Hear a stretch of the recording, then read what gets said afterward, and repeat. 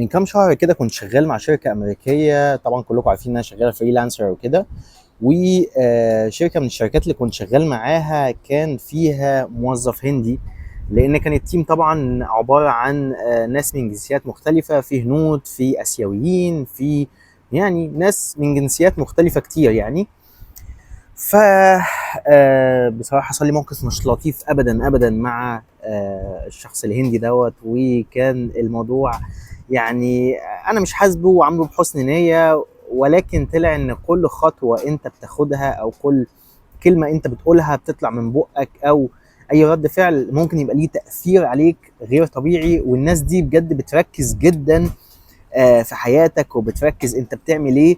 وممكن يعني انت تفتكر ان هم ما بيركزوش معاك او مش فارق لهم اي حاجه، ولكن بيطلع الموضوع يهمهم جدا يعني.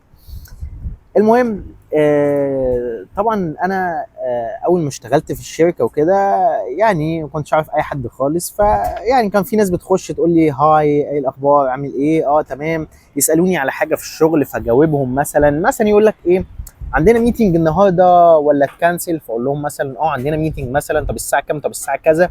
او انا اخش اسالهم عندنا ميتنج ولا لا النهارده او كده يعني. فطبعا يعني كان واحد من التيم ده الشخص الهندي طبعا دخل عامل ايه الاخبار، تمام الحمد لله. طيب بدأ يقول لي طب هو الكونتراكت عندك على ابورك شغال ولا بوزد؟ فانا قلت له والله لا، الكونتراكت بوزد دلوقتي، ممكن يكون بس الفيزا بتاعت الكلاينت اللي احنا شغالين معاه فيها مشكله او حاجه، وهيرجع طبعا يحط فيزا بديله او اي بيمنت ميثود ثانيه ويشغل الكونتراكت تاني. فانا عملت حاجه بحسن نيه يعني كانت عبيطه شويه، وهو اني بعت له سكرين شوت من حساب ابورك بتاعي، جايب يعني الكونتراكت مكتوب بوزد، ولكن كان تحت كلمه بوزد دي كان موجود تقدر تقول الاورلي ريت بتاعي، او انا باخد كام في الساعه مع الكلاينت ده. المهم ما شاف السكرين شوت ما علقش عليها، ما قالش اي حاجه. عدى شهر، في التاني، في التالت، الموضوع جميل ماشي تمام، مفيش اي مشكله خالص. كنت انا في الوقت دوت مشيت من تركيا ورحت ماليزيا، وخلاص قلنا نستقر في ماليزيا كام شهر وكده، او نستقر في اسيا كام شهر وكده بشكل عام يعني. شويه في ماليزيا، شويه في تايلاند، شويه في فيتنام مثلا، بما ان طبعا اسيا رخيصه، وفي نفس الوقت ليه لا، طالما احنا شغالين اونلاين والموضوع ريموتلي وجميل ما فيش مشكله خالص. فبس لقيت فات كام شهر، وبعد كده لقيت الكلاينت داخل بيكلمني بيقول لي طبعا يعني في حاجه بس قبل الحته دي، ان هو كان في ميتنج في اليوم دوت، الكلاينت بيتكلم وبيقول ان هو عايز يرقيني انا والولد الهندي دوت، ان احنا نبقى تيم ليدرز، ويجيب تحتينا جونيورز يشتغلوا تحت ايدينا وبتاع، وان احنا طبعا مرتبنا يعلى والكلام ده كله. فلقيت الكلاينت داخل بيكلمني بيقول لي هو انت قلت لحد المرتب بتاعك، او قلت للولد الهندي ده بالذات المرتب بتاعك؟ فقلت له لا، انا ما قلتش لحد مرتبي، ما اتكلمتش اصلا مع حد في النقطه دي نهائيا، ودي فعلا حقيقه انا ما اتكلمتش مع حد خالص. فلقيته بيقول لي لا، طب هو ازاي عرف المرتب بتاعك اللي هو الواد الهندي ده؟ فقلت له انا ما اعرفش. المهم قعدت افكر طب عرف ازاي، انا فعلا ما اتكلمتش معاه خالص. المهم كانت المحادثات بيني وبينه على سلاك هي مش كتيره قوي يعني، فرجعت للمحادثه الاولى خالص، ببص لقيت ان انا فعلا كنت بعت له سكرين شوت من كام شهر، ساعه ما كان بيسالني الكونتراكت بوست ولا لا، وهو فوت الشهور دي كلها، وجي بعديها لما جه طبعا الكلاينت قال هيزودنا في الفلوس وبتاع، جه دخل قال له انا عايز ازيد.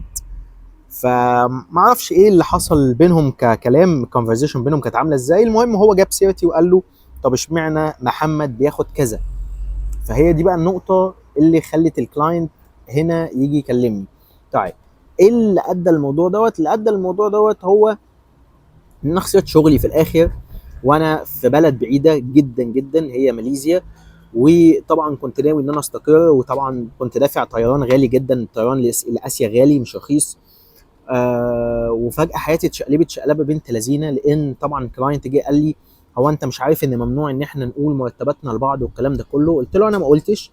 وريته حتى يعني فيديو كده سكرين شوت او ريكوردد فيديو من المحادثه بيني وبين الولد، وقلت له انا ما اتكلمتش معاه، بس انا شفت ان انا كنت باعت له سكرين شوت اول ما اشتغلت، ان هو كان بيسالني الكونتراكت بوزد ولا لا، وانا رديت عليه بسكرين شوت وقلت له اه انا بوزد عندي. وهو غالبا من هنا عارف انا باخد كام، لان مكتوب في السكرين شوت، انما انا ما قلتلوش على حاجه. المهم الكلاينت ساعتها قال لي طيب كده. طبعا هو الولد طلب زياده، وانا كده مضطر ان انا ازوده، لان هو كان بياخد اقل منك، وهو معانا بقاله سنه وانت معانا بقالك كام شهر.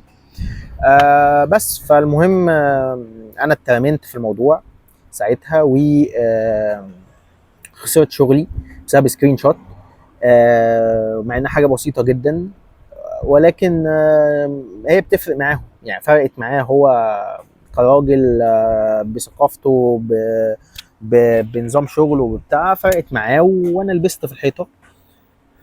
وكانت حاجه وحشه جدا جدا، لان ساعتها اضطريت اغير البلان بتاعتي كلها وامشي من اسيا واشوف هروح فين، لان انا طبعا كنت محتاج الاقي شغل جديد طبعا،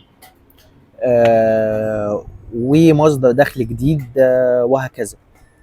فنصيحة نصيحة نصيحة، لو انت شغال مع اي حد بالذات الاسيويين والهنود، حاول ان انت don't share with them any يعني information about your job at all.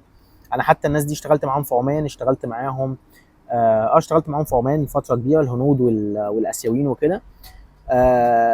بس كان الكلام معاهم يعني ما كنتش بتكلم معاهم في حاجة بصراحة، بس هم كانوا مقفلين على المعلومات الشغل خالص. يعني مثلا هو كان تيم الحسابات مثلا في الشركه اللي انا كنت شغال فيها كانوا كلهم هنود، بس استحاله تلاقي حد يجاوبك على حاجه. يعني مثلا تيجي تقول المرتب طب هينزل النهارده ولا بكره، ممكن ما يقول لك ما اعرفش، او يقول لك مثلا ممكن ينزل النهارده ممكن ينزل بكره. المهم ان هو عمره ما يطلع معلومه في الشغل ابدا ابدا، ودايما هم حريصين على الحته دي. فدايما لما تيجي تتعامل مع الناس دي خليك حذر.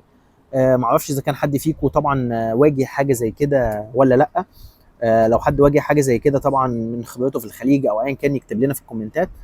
انا قررت بصراحه من النهارده انا هطلع لما يجي حاجه في دماغي اكون عايز احكيها لكم، وهفتح الكاميرا واتكلم، مش لازم استنى لما مثلا اكون في سيت اب معينه، او استنى لما اعمل مونتاج او الكلام ده كله. لا، انا هفتح الكاميرا واتكلم. طبعا هيكون في فيديوز طبعا متمنتجه بطريقه كويسه وفي سيت اب كويسه والكلام ده كله، ولكن انا قلت ليه لا، ليه لا ان انا اطلع واتكلم عن الحاجه اللي انا عايز اتكلم عنها وتيجي في دماغي بطريقه طبيعيه ناتشرال، بدل ما اقعد استنى اما اجهز لها فيديو والكلام ده كله. وانا مش من النوع بصراحه اللي بحب اكتب سكريبت ابدا، يعني لما بكتب سكريبت والكلام ده بحس ان انا روبوت بيتكلم، ما بحسش الموضوع حلو ابدا.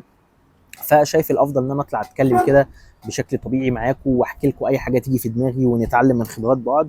واحب برضه اعرف ايه الفيديوهات اللي انتوا عايزينها اللي جايه.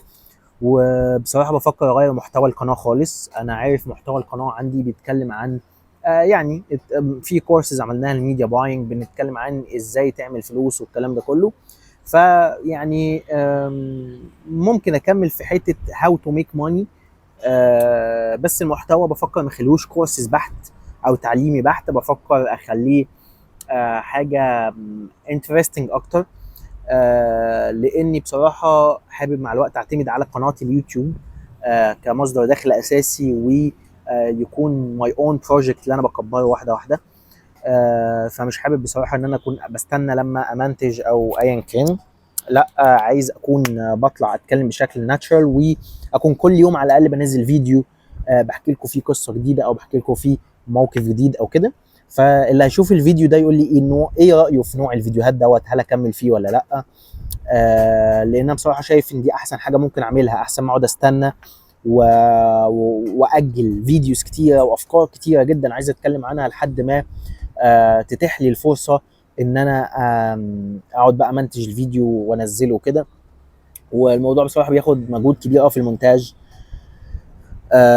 ف يعني ممكن اعين حد، انا اوريدي كنت معين حد بيعمل المونتاج وكده، ولكن الحد ده مش متوفر في الوقت الحالي. وانا بصراحه مع الشغل الموضوع صعب بالنسبه لي ان انا اقعد امنتج، الموضوع بياخد وقت كبير قوي، لان انا مش مونتير اصلا. انا راجل مش مونتير، انا راجل بقعد امنتج كده على كاب كات بشكل يعني اجتهاد شخصي. يعني لو شفتوا اخر كام فيديو انا منتجهم باجتهاد شخصي يعني.